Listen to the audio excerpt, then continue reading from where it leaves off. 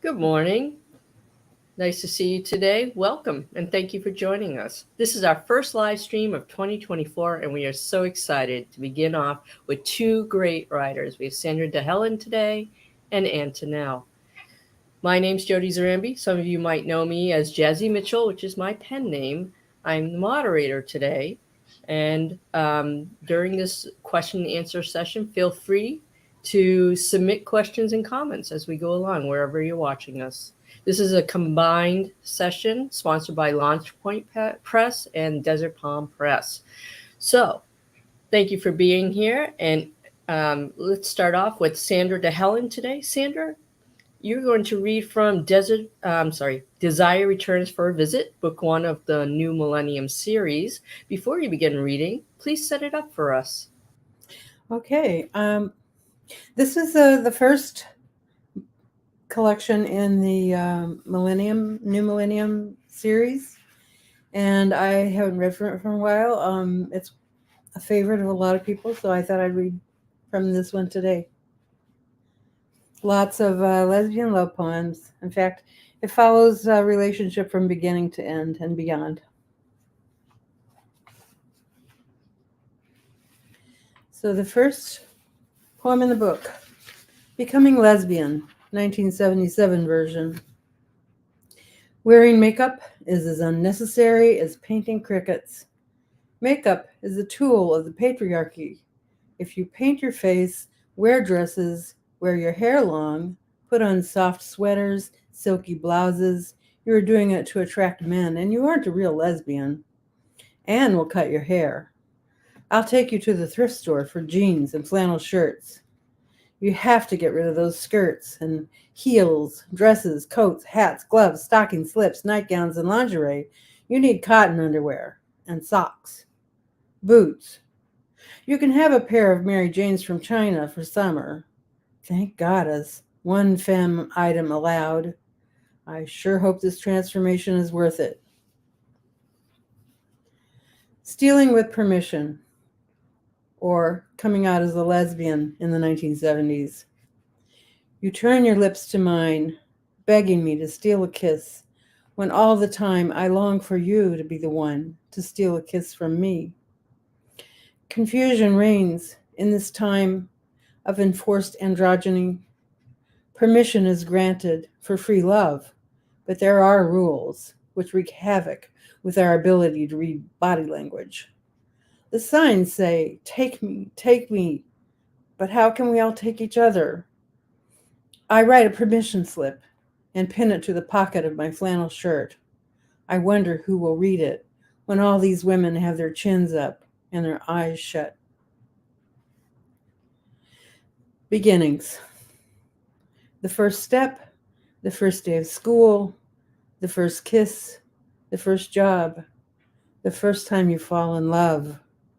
The heat, the excitement, the sleepless nights, the brand new feelings in parts of your body, corners of your heart, the razor burns, the blue suede fuzz balls rubbed onto your new white car coat, the first dance, the song, and that is now your song, to live forever in your memory as the first time.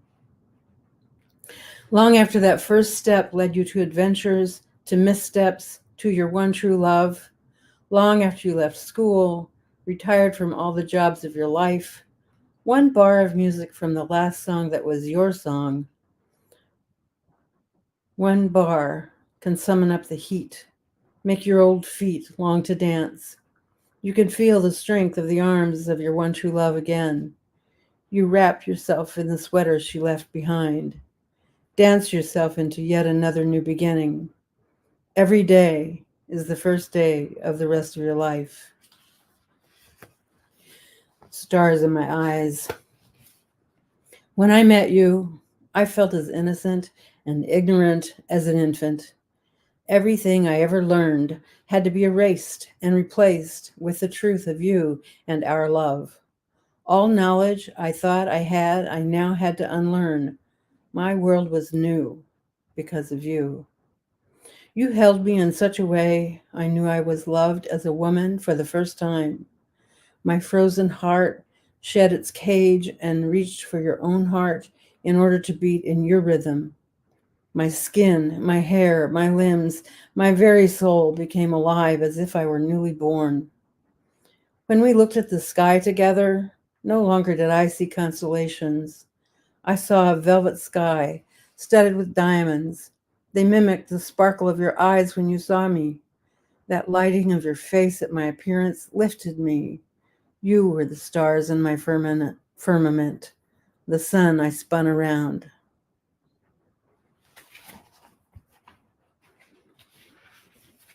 Don't speak. Don't say a word. Just close your eyes, part your lips, and let me hold your head in my hand as my lips touch yours and my tongue brushes your teeth, seeking to silence you for another moment. Give me another brief interlude for the story that lives in my body when you are near me. It begins as heat rising from my center, a breath quickening, my pulse racing, my ears straining to hear our hearts beating in unison, my thighs reaching for yours, even when I'm still seated, still driving to our destination. The hair on the back of your neck calls the palm of my hand like a magnet to a pin. I'm helpless. Let our warmth guide us. No need for words. You burn me. You burn me with your flaming tresses, your lashes dragging across my alabaster cheek. You sear my groin with your tight curls, each a cinder against my skin. Brave, tortured warrior, I remain bound to you by the color of your hair. Azure eyes, rose and silky skin, lips the shade of ripe peaches. Those I can pass by as a half-dry stream, breast lightly straining against your linen gown, an indented shape, buttocks that draw my two hands. No matter, I am strong, I will resist. But your glossy locks, thick, shining, spilling like a waterfall of fire, I am lost as a lamb in the smoke, seeking its mother, branded as a calf, going to slaughter. My scars ache.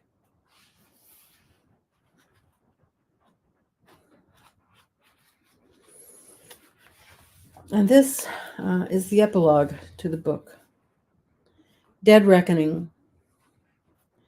Sailors look back to where they started and every point between in order to deduce their current location. Where am I now on this documented path of love?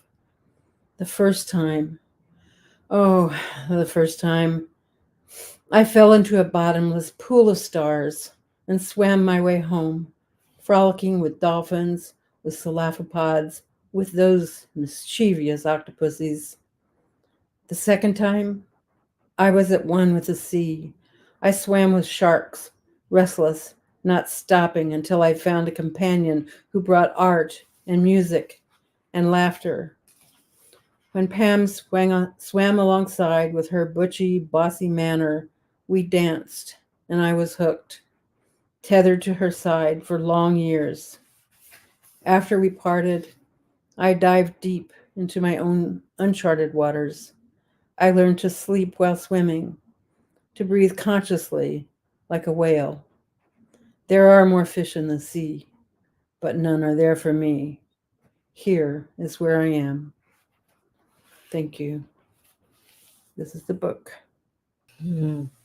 That was great. Thank you, Sandra. I really like the first two poems too, and that wrestling with the transformation and what you can keep as far as femininity and then having to navigate who's the dominant party and how that goes back and forth.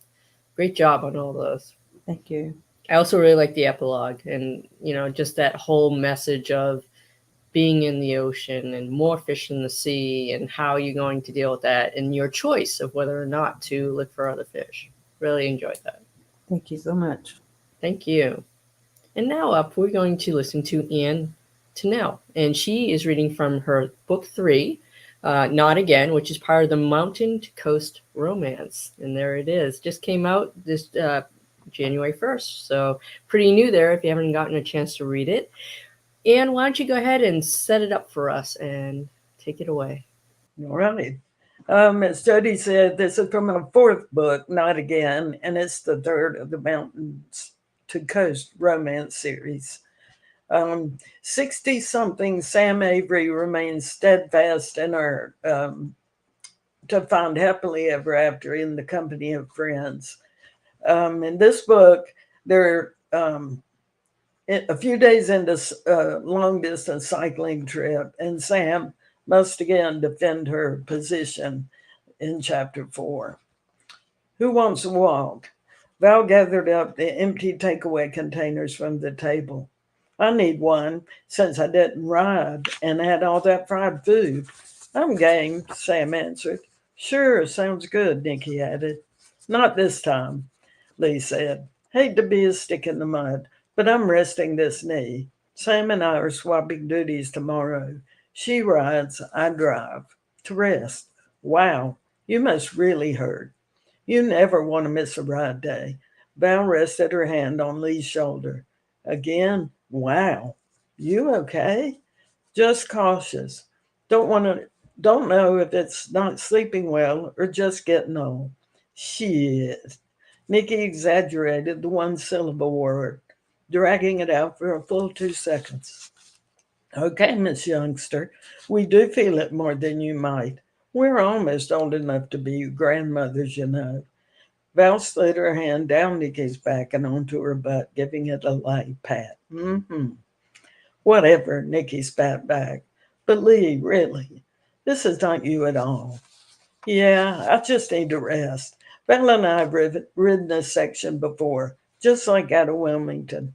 Been there, done that. The only good part was the ferry ride. They all laughed. I enjoyed it until I didn't, Sam said.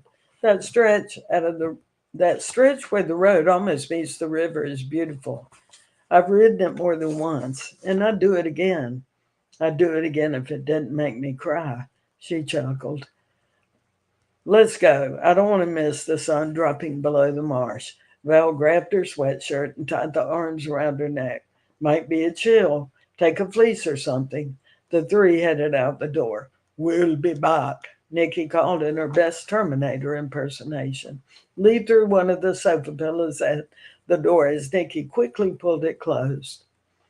The colors of the sky began their changes from yellow to orange to salmon to lavender as the red ball dropped below the tree line. What few trees stood in silhouette were draped in Spanish moss. Absolutely stunning. Val attempted a few photos with her phone. Thanks for coming. I love this. Beautiful indeed, Sam replied. They continued their walk from the marsh to the inlet of the Chatham Avenue beachfront. I sure needed this stroll. We may have worked off 2,500 calories on today's ride, but if I'm to maintain my girlish figure. Speaking of that, Nikki stopped and turned to Sam. Don't think we didn't hear Lee flirting with you. I mean, we weren't eavesdropping. There was only the screen, and the breeze blew the conversations in, right? She turned to Val for support. She's right. Was that okay? I mean, did you feel okay about Lee's comment? Sam blew out of breath. I dreaded it might happen. Y'all, she's a nice person. And as I've said, to her too. It's been nice to get to know her. But no, flirting isn't particularly welcomed. Oh, shit. Nikki grimaced and shrugged. It's nice if someone finds you attractive. I don't think it's all about being ready. She's nice. She's a good-looking woman. I won't deny that. But there isn't chemistry. Not now, you mean? Val almost whispered the question. I don't think it's about the amount of time we've known one another, but I don't know. I mean, with Deb, it was immediate. How do I know? She shrugged. I'm happy to have a new friend, but I don't want a new friend, you know?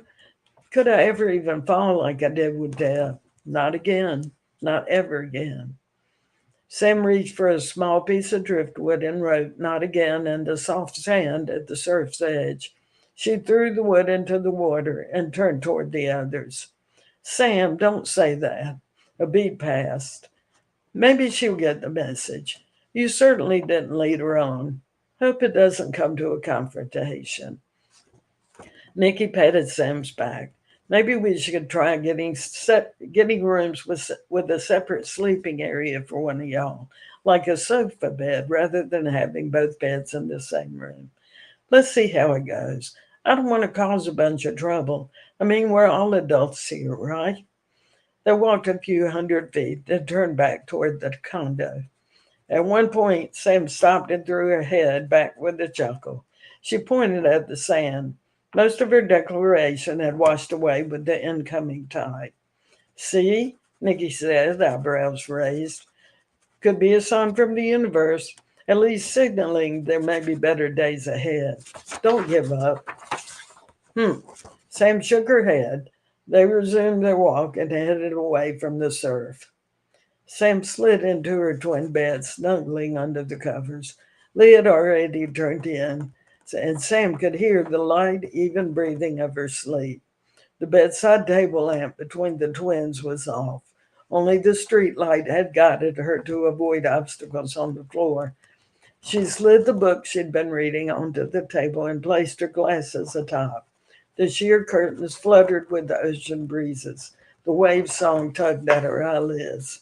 She thought she heard Lee whisper, "Sam, you awake?"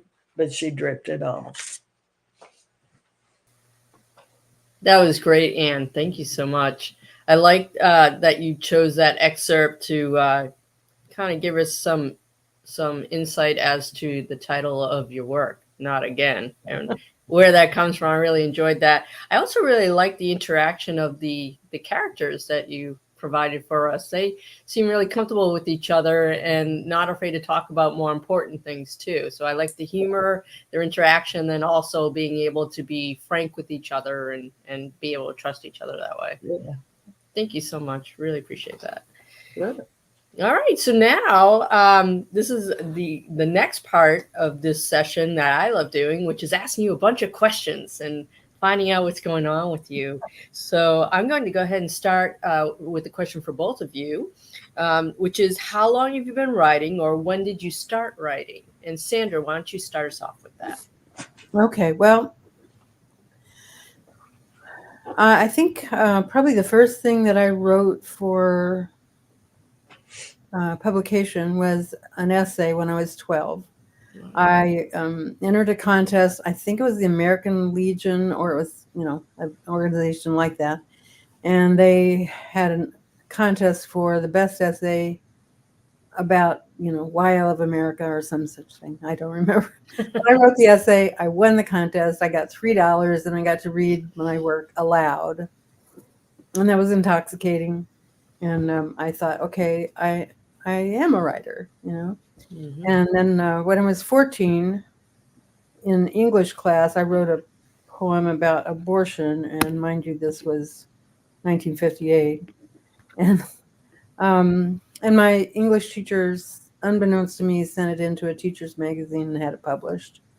Wow. So that was my first publication and my first poem published. So, yeah, so that's how I got started. And my dad wrote poems. My mom wrote poems, kind of, in the blood. Yeah, and but you don't just write poems, right? You also write prose and plays, and dabbled true. In different areas, different mediums, all of which have very different rules. I only wrote poems, though, until I started writing plays. Mm-hmm. And then I wrote plays and short stories and novels and essays and, Keep them busy. Yeah. Thank you for that answer. And Anne, how long have you been writing, and when did you start?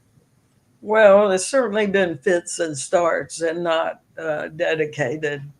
I did win a poetry contest in the school system where I was. I think I was a senior in high school, and I actually got $50.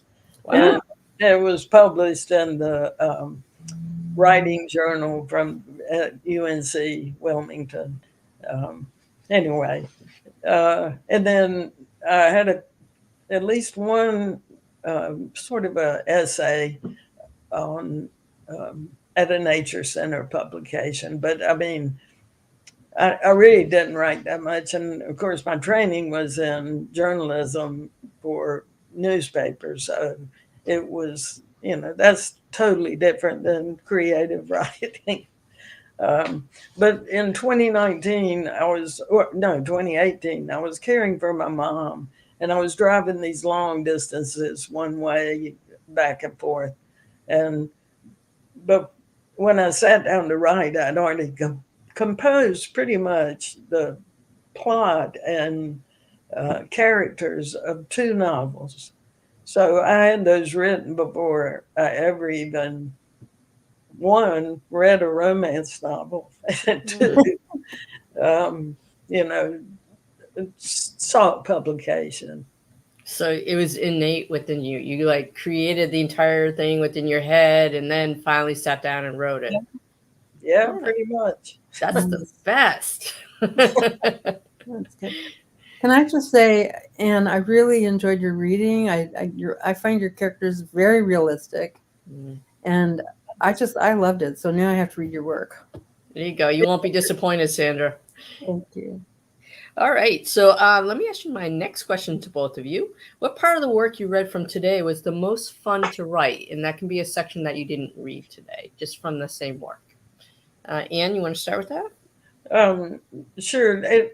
It wasn't just one little section, but the research I did for Not Again, one of the main characters in Not Again, involved a lot of environmental impacts type stuff, especially as it relates to toxic chemicals. And I actually had an opportunity to stay at the beach in this real small little cozy room all by myself in February. Wow. And while I was there, I was able to interview an environmental educator at one of the local research institutions to get some information about how things had changed, climate or, that kind of environmental wise, since she had been living in that area. And it was fascinating.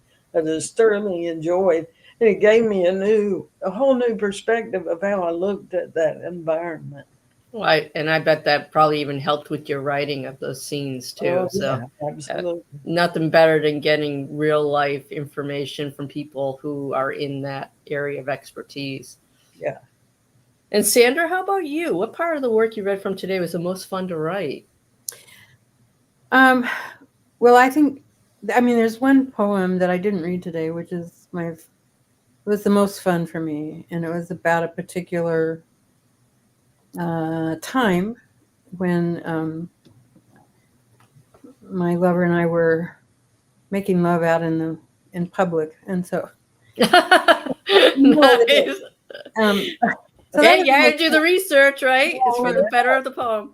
But before this collection was put together, I had written a couple of thousand poems, and I went through and sorted them into types of poems, and then I realized I had the entire relationship built, and then I added to it, of course, as I built the collection, the specific collection. Mm-hmm. Oh, that's interesting. I love it. So tell me, Sandra, what inspired the idea for your collection? How'd you come up with the theme's focus? Lesbian love. I wanted to write lesbian poems, and I thought love poems is a good place to start. And also this particular poem that's titled "Desire Returns for a Visit." Mm-hmm. I really liked that title. I like that poem, and when you first got the idea to write this poem series, or at least this particular project, did you know you were going to do an entire span of time from the beginning of the relationship to the end? I did, yes. Oh, excellent. Not when I was writing them, and most of them, when I was writing most of them, it was just, I would do these long, like I would do a poem a day for a month, and I did that. I would do it many months, not always in a row, but I would just do it many months. And who knew, whatever was on my mind that day, that's what I would write about. Mm-hmm. So you didn't actually write the poems in the order that they ended up in your collection. Then you just whatever took you, whatever was in your mind. Right. Yeah. Oh, that's great. And then it became this organic bridge of time, showcasing. Yeah, and I wish I could write a novel the same way. Do you jump from place to place in your novels too when you're writing? Not usually. Usually I follow a timeline, but when I wrote my thriller, I wrote it. I did NaNoWriMo, where you write a novel in a month, and just to get the words out, I would write whatever was pressing. Yeah, and then it took me years to edit that book. So it was episodic, basically. You would write an episode or a section, right. and then have to fit it in. And then I had to, somehow put it all back together, and that was very hard for me. Yeah, well, I do know writers who do that. They see a certain scene in their mind and they write it out, and then later on they put it together. I could see where that's hard though, to put it into a flow that works for an entire novel. I would think that would be tough. I read an essay this week about that very thing, though, about writing, trusting that it will all come together, that this puzzle will form itself by the end, and that you just keep writing. But I don't know how much I would think. I would think it also depends on whether or not you're writing more than one project at a time, because then I would think it would be even harder, and it would be like, oh, which book does it go into? And, you don't want to mix the two together and all of that. And but I write a lot of stuff at a time, and you probably do too, different projects. Yeah, sure. So, but my trick is I write in different genres, so they're not going to mix. So I don't have to worry as much. But if I was writing, say, 2 romance, blends or something, that might become a little more challenging if I were doing episodic sessions and then trying to put it somewhere. Yeah. All right. But I want to go over to Ian now. So Ian, how did you prepare for this book, and how much of your own past experiences do you incorporate into your books? Well, in addition to the environmental research, I did have to do a good bit of medical research, and having been a nurse and really helped in some of this, because I've seen it, or even my own personal challenge with a rare disease informed some of the, gave me some background. But I've done cycling along this route that they've done, and I've done other long distance cycle trips, so I know what goes into that, and how the people might react. But mainly is I know the area, so I feel very familiar with the setting, and that helped a lot in getting me ready for it. Oh, that's good. Yeah, definitely personal experience can help a lot with even describing the environment and what's going on and where they're going. Yeah, otherwise you might get it wrong. I read once in a while, I'll come upon a book where they're describing something that I know well, and I'm like, that's not in that area. What are they talking about? Well, it's fiction, remember. Yeah, I think I think research only goes so far with something. Right. You need to either experience it or talk to someone who knows or has that experience. Otherwise, you might get something that throws a reader out. You never know. So, but I could tell from your books and what I've read in the past that you're very knowledgeable with the area. You know exactly what you're talking about. So it sounds very authentic, because it is. You know what you're saying, and I think that goes a long way with writing, to make sure that you're checking your facts and that you know what you're talking about. Because sometimes we write about things we've never experienced. Hopefully, like being a murderer or something, and you don't, hopefully you don't have that experience yourself, and you can just research it and talk to other people. But then there are other areas where I think it's much easier for people to be pushed out of a story because they know that there's no, particular, physical attribute that they're describing in a book, especially when they're talking about a real place instead of something made up. Yeah. Yeah, so I can definitely understand that. And I appreciate that. You can, as I said, it shines right through your stories, and you can tell that it's authentic.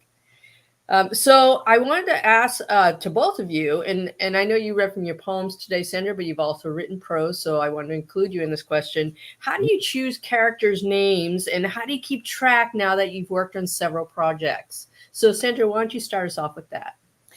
Well, I keep a lot of notes, but also like character descriptions of each person, and then what's happened in their lives. I mean, that's, and then I use Scrivener, and that allows me to keep things all in one place, notes and pictures and things like that. Well, that's good, because then you can just take a look through and say, okay, I didn't use this name, I can use it here. Yeah, when I'm choosing a name, I always I look to see how old they are, where they're from, and where their names might have come from, and then I research that and come up with a name that I think fits their personality. Oh, sure. I think that names are very powerful, and that people either fit their names or they don't. So it's good that you do that type of research and kind of check in with that. I mean, some people don't believe that, of course, but I do. I used to teach middle school and high school, and you always knew what a Tommy was like. You always knew what an Anthony was like. You always knew what a Crystal was like. So it's like there are certain attributes for each name that I've found. And so, when you pick your names for your characters, I can see where you'd want to do a little research to make sure it fits in with the type of characteristics you're going to apply to that character. And tell us, how do you choose your characters' names, and how do you keep track of them? Well, I use a Excel spreadsheet, and so each sheet is dedicated to a book, and then I have columns of the people, pets, places, descriptions, all kinds of stuff. But coming up with their names, especially in the first book, I was having trouble, and I thought, you know what, Georgia has 150 counties or something. I'll just use Georgia county names as surnames.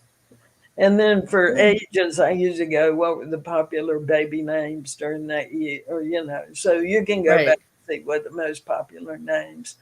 But when I was looking in the book, my work in progress, I had to be very particular about the names.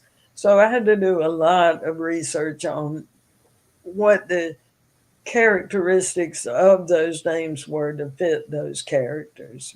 It was really important. So they're not just old Georgia names, or North Carolina. For one of the books, I used all North Carolina county last names. Nice. And so you both end up writing them down, which I think is a great idea. And I like that you're both writing down characteristics of each character, because that's what really can trip you up, especially if you use that character again in the future, is forgetting what's their eye color. And then you have to go back to the book and find it.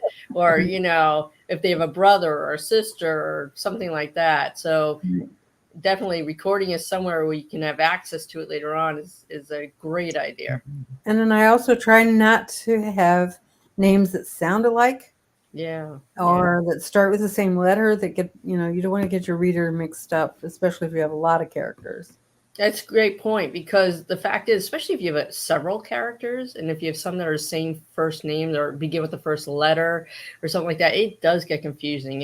And, I think authors can overlook that because we know our characters so well. But when you have a new reader coming in, they don't, and it is going to get, hard to keep track of these characters if the names are close, or the same first name or first letter, or sounds, the rhymes or something like that. So that's a great point, Sandra. And I think that's especially hard if you're doing audiobooks, or you're reading ebook because you can't flip the pages back and see which character this is. Great point. Yeah, that's so true. If you're listening, you're kind of like, who? Wait, what? Exactly. Yeah. So, Anne, how much of the information from the other books in this series did you incorporate or refer to in this book? Well, especially in the series, you'll see some of the same characters, but two of the supporting characters in Not Again are actually in my first book, from my first book, main characters. How Sweet the Sound. But all of the characters have some common draw to the same, or anchor, say, to the area, this rural area that shows up in the series books that are, let's see. There they are, all three. There you go. Not Sorry was the first one, Mm-hmm. and then Not Again.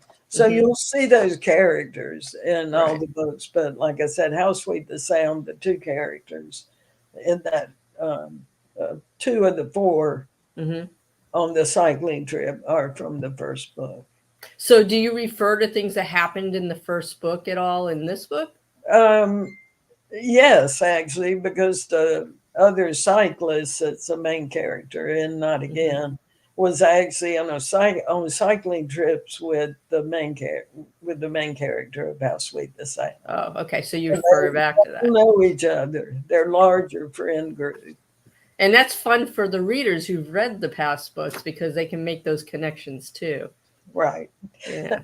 But are they standalone books, or do you need to? They can stand alone. No, absolutely. Okay. Yeah.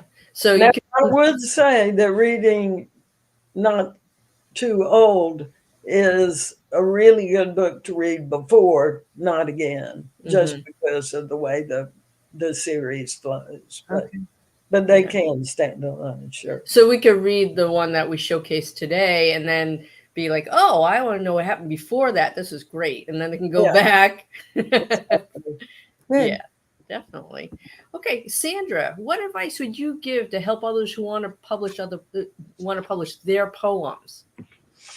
As a collection? Yes. Or just, So I get published in other, individual poems. There's lots and lots of places that you can submit to, and many of them are free submissions. Unfortunately, with poetry, a lot of submissions you have to pay for them to even read your poem. I don't submit to those, but and get a few, get poems published, and then you'll gain a lot more credibility when you want to then publish a collection. But also it's very satisfying to see your poems in publications. Yeah, I would think so. And you can build up a type of CV showing where your poems have been showcased or noticed. And there's a lot of fun ones, I mean, that maybe you don't expect. I had a poem published in an Australian medical journal. Wow, that's cool. Yeah, that was and they paid $100 too, so that was nice. Good. Yeah. And I would think that I have seen that there are a lot of different places where they'll publish poems, so that's a great idea for people who are just starting out, particularly, but even those who have been writing poems for a while but haven't gotten them published, to submit them to these different contests and anthologies and magazines and even newspapers. I've seen people be published in their local newspapers or within the state. Back when in my 20s, I had lots of poems published in newspapers because that was a thing for sure back then. It's so satisfying to be able to share, just one poem with your friends, or especially with social media. You can put up a link. Somebody can read one poem. They don't have to buy a book just to do that, but then they might buy your book because they have done it. Right. Yeah, exactly. It's a great promotion point too. It is. You gotta get it in front of people as much as we can. That's right. One more question for both of you, and then we're going to move on to another section I love, which is the lightning round. But first, let me ask you, would you do anything differently now, or do you do anything differently now than when you first started writing? So, such as would you read self-help books, or would you write fan fiction, or would you find a mentor or go mainstream, or is there anything else, anything you would do different now than when you first started out with writing? So, Sandra, why don't you start with that? Well, now we have Google, and we have the internet, and you have access to a lot more poets.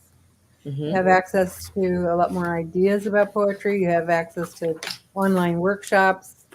There's just so much more access now. Like when I started writing, you had to go to the library and check out books. Right, and that's how you would do your fact checking too.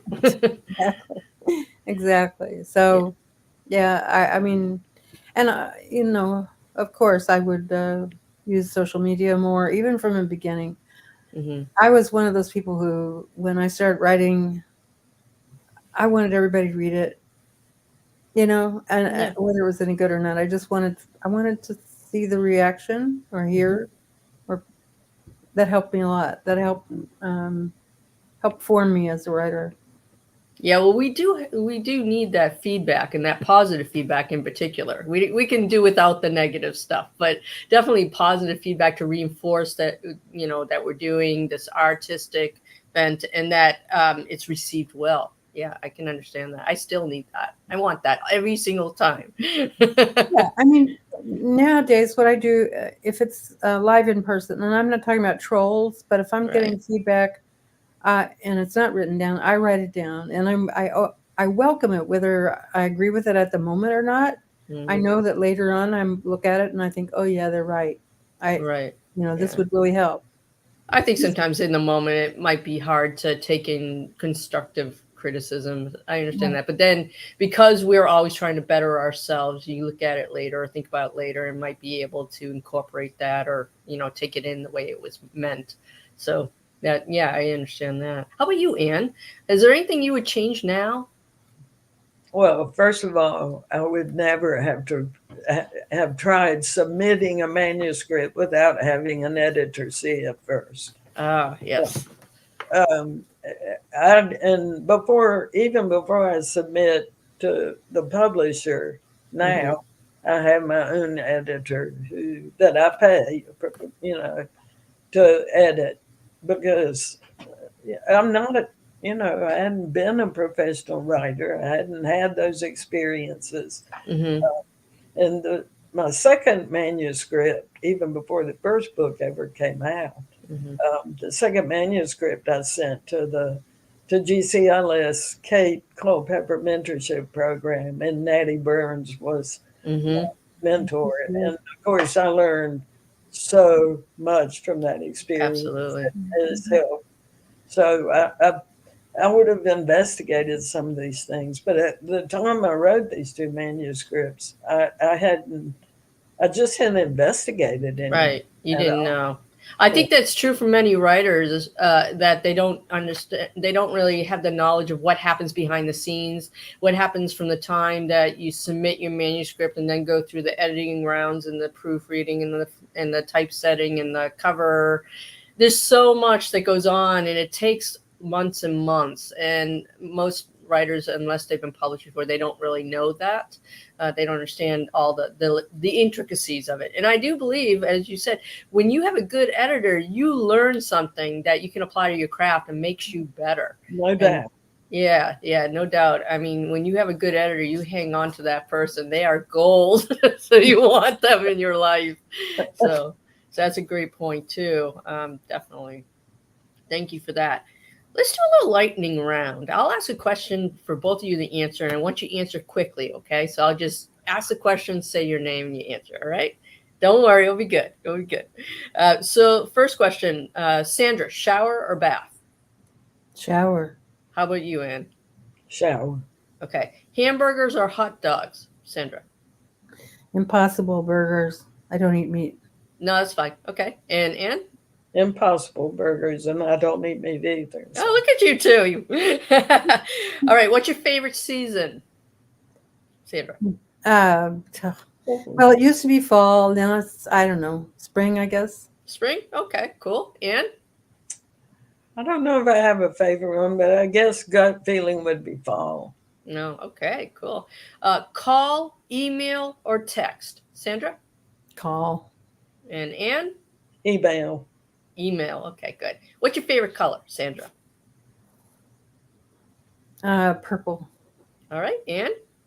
I think it's orange. Nice. Okay. Would you, if you could have a superpower, would you prefer invisibility or super strength, Sandra? Super strength, for sure.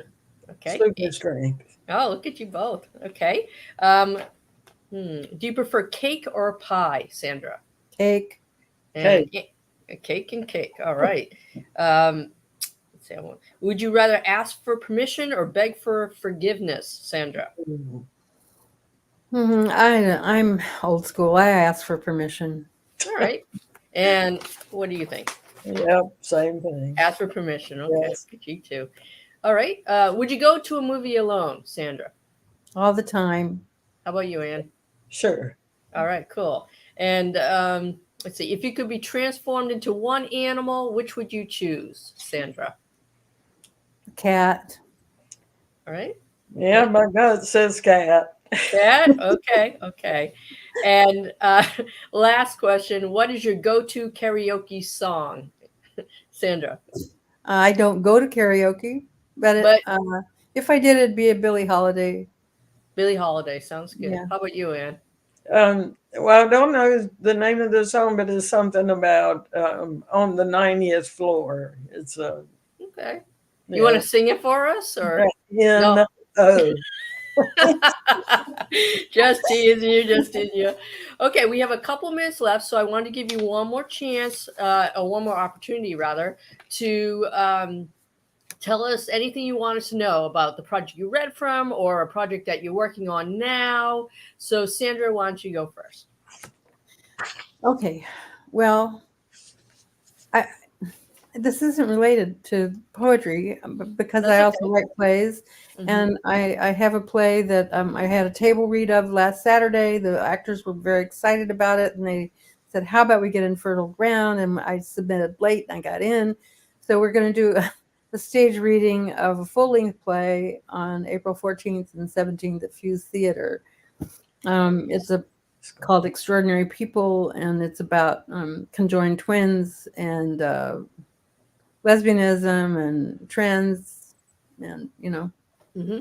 Sounds interesting. Thanks for letting us know about that. I'm sure some people will look that up. How about you, Anne? What would you like us to know? My work in progress is I'll go suspense romance.